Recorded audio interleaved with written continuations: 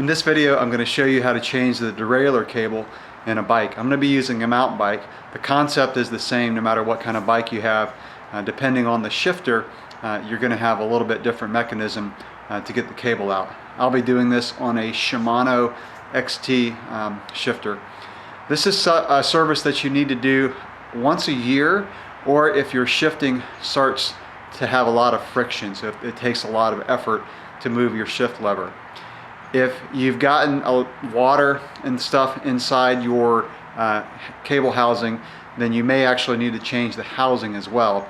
In this tutorial, I'm just going to show how to change the actual cable and not the whole housing. Here is what you're going to need to do this service. There's not a lot. You're going to need a derailleur inner wire, and make sure it has this kind of tip. This is a derailleur cable as opposed to this one, which is a brake cable. You're going to need a set of cable cutters like this Park, and if you buy a set of these, make sure they also cut housings. This one does not, but I have another one that does, so the end is bigger, and it's best to have a 2-in-1 that does the inner wire and the housing if you're going to buy one. You're probably going to need a 5mm Allen wrench down at the derailleur side, and a flat blade screwdriver is what's required for this Shimano XT to get to the derailleur cable. But again, it's going to depend on what kind of mechanism you have. The first thing that we want to do is shift into the smallest size cog. Now I'm going to be doing the rear derailleur cable in this one, but if you're doing a front derailleur, you're going to want to put it in the small chain ring.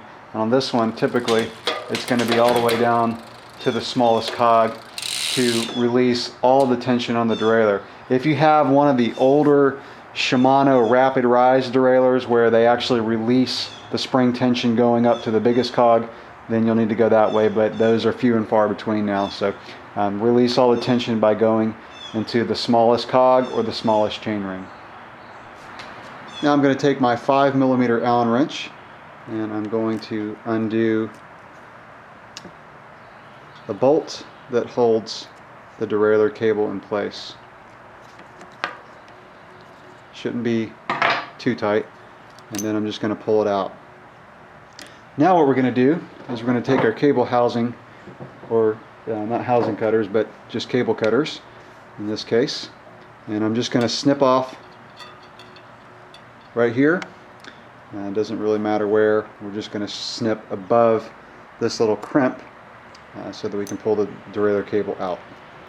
So there we go. Okay, on this Shimano XT shifter, to get to the derailleur cable, you've got this little cap here, and we're just going to use a flat blade screwdriver and twist it out and just set it aside. Sometimes you might have to hold the shifter down. Put your hand underneath because sometimes it'll fall out. So that is the little cap to access the inner wire. Now this particular bike has full housing. So the housing goes all the way from the shifter back to the derailleur, which makes it real easy to change the inner wire. If you had a bike that had split housing, so you've got bosses on the frame, then you're probably going to have some little rubber frame protectors, and you're probably going to have some of these dust boots, which is what I call them. So when you pull the derailleur inner wire out, which we're going to do in a second, you're going to need to make sure that you grab these and set them aside, and then obviously make sure you put them back on when we feed the new derailleur inner wire through. Okay, now it's just time to push the inner wire out, and make sure that you are definitely in what would be the smallest cog setting in case you move this out of the way to get to the plug. So I'm just going to hit that, make sure all the tension is released, because the derailleur housing is going to come out that hole, and it's got to be, the only way it's lined up is if you've released all the tension. So I'm going to come back to the back of the bike. You can't see it. I'm just going to push the derailleur derailleur cable up, and you can see it just starts coming out right here. So now it's just time to pull it all the way out. And again, make sure when you're doing this, if you have split housing, you're grabbing those frame protectors and the dust boots so they don't fall to the ground and those little rubber frame protectors are easy to lose. Okay, the housing or the cable is out, and now we're just going to feed a new one back through, but we're going to put some grease on it first. Okay, so now I'm going to take my inner wire and just take a little bit of grease. This is Philwood waterproof grease, which I really like. And just put some grease on your fingers and put it on the inner wire. Now, after you do this, try to not let the derailleur cable touch the ground, because since you've got grease on it, you don't want to let it pick up dirt to go inside your housing. So be careful just to not let this touch the ground, especially after you put the grease on it. Now it's just time to feed the derailleur cable back inside, and it's hard to see in the video because it's kind of dark right here, but sometimes it takes kind of looking in there and seeing the little hole, how to line this up perfectly through the mechanism that holds the cable. Sometimes you can just poke it around. Sometimes you actually have to look inside and line it up. It's just, like I said, a little mechanism that holds the inner wire, and it looks like that's what I'm going to have to do here. So just use a little bit of patience and make sure that it is fully released again when you're doing this. So I'm actually going to have to shut off the camera here and look inside and see if I can find that little hole. Alright, I got it in there, and I actually just used the flashlight on my cell phone to see it. And once you do that, it's really easy to see. It's just hard to do it without any light. So it's in there, so I'm just going to push it through. Now, again, if you have a split housing, this is where you would want to feed it through a little bit. Put your dust boots back on the correct way, the little rubber frame protectors if you have them, and then push it all the way through, and then it's going to come out the back, or wherever the derailleur is. If it's the front, it'll just pop out the housing. Okay, so there the cable's coming out, and just pull it tight. Okay, before we tighten the cable in the back, you want to turn your barrel adjuster all the way in. So you're turning it clockwise, so it's going into the shifter. This is what you use as you ride, especially with the new cable. The tension's going to loosen up, and to keep your shifting accurate, you're going to have to back this out half a turn or a turn for the first, I don't know, month or so with your new cable inner wire. And so what you want to do is you want to turn this all the way in, and then what I do is I will back it out one turn after it comes to the end, so that I have a little bit of adjustment in case I need to take some tension off after I tighten my bolt in the back to hold the inner wire tight. Now it's time to tighten the derailleur cable onto the derailleur. Again, this is the rear. And before you do that, if you have a road bike, you're probably going to have a barrel adjuster back here instead of up front. So this is where you would turn the barrel adjuster all the way clockwise, and again, probably back it out one turn. So make sure you put the derailleur cable into the little groove. So whether it's a front or rear derailleur, you're going to have a little groove to show you where it goes. Okay, and I'm going to pull this as tight as I can with my fingers, and I'm just going to tighten it down. This doesn't have to be crazy tight.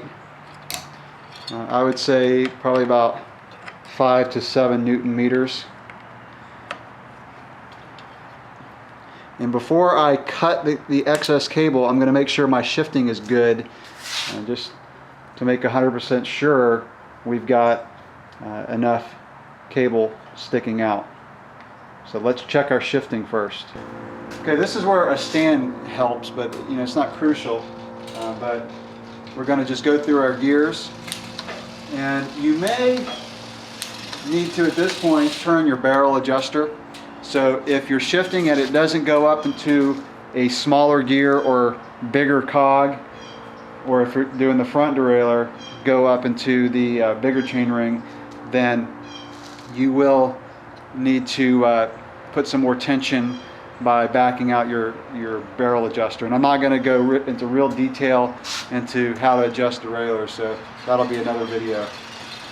So this one's shifting pretty good, and now it's time to cut the excess derailleur cable in the back. Okay, so you want to leave, depending on where it is. In the rear derailleur, I usually leave, I don't know, about 1/2 inch to 1 inch sticking out. If it's the front, sometimes you have less room to work with, so you're probably going to want to look and see how much is sticking out before you start this procedure, and that way you can just duplicate it. So I'm just going to cut right here just enough so I don't want it to touch the spokes. And then what you're going to want to do, I didn't show this of what's needed to do this service, but you've got these little end caps that go on, and your cable cutters have a crimp to crimp these end caps. So you're just going to hold it on, and sometimes I just feed it through there and just push it up with your fingers. Then I'm going to crimp it. It's hard to see in the video there, but I'm just crimping that end cap, and that will keep the cable from fraying. And the final step is to put everything back together up front, and in this case it's putting this little cap back on. And just a tip, if you're doing a mountain bike one, if you get a flat blade screwdriver that's a little bit fatter, you can hold the cap on the screwdriver and then just put it in like that. And once you get it started, it's only about 1 turn, and this is just a cap, so don't crank it down, just so it's in place. And that's it, we're done. So that's pretty much all there is to changing the derailleur cable on a bicycle. A couple tips before I wrap this up completely. One is, if you pull the inner wire out and it's got some rust on it, you've probably got some water and corrosion inside your housing, and you're going to need to go ahead and replace the housing as well. Another tip is, if you put the inner wire back through, get everything set up, tighten down the derailleur, and you've still got some friction in there, then it's probably time to change the housing. That's why I tell you to check the shifting before you actually cut the cable, because if you cut the cable, then you're probably not going to have enough to work with to put new housing in. So check your shifting. Again, if there's friction, go ahead and replace the housing as well. So that's going to wrap up this tutorial. Thanks for watching.